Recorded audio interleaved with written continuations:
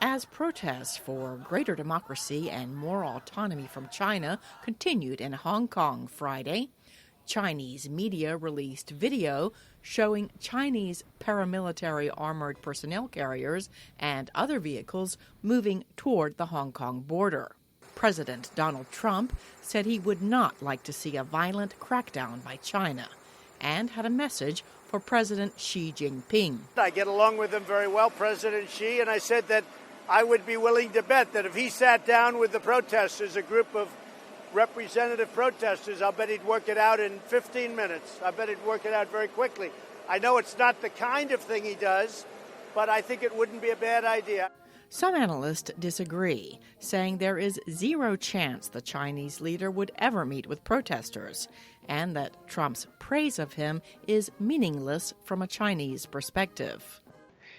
He's not flattered by it. It doesn't build the relationship.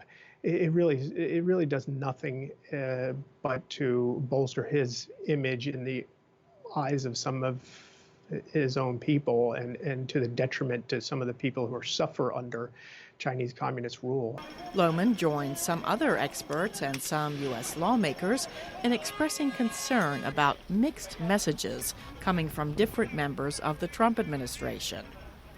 Commerce Secretary Wilbur Ross said the massive protests are an internal matter for China.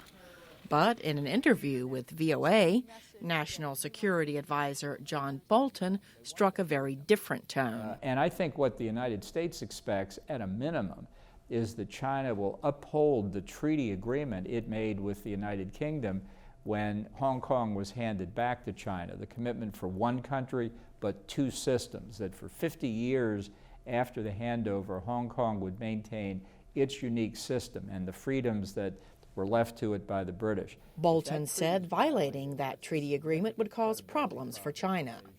In a statement, Democratic House Speaker Nancy Pelosi agreed, saying Democrats and Republicans stand united with the people of Hong Kong.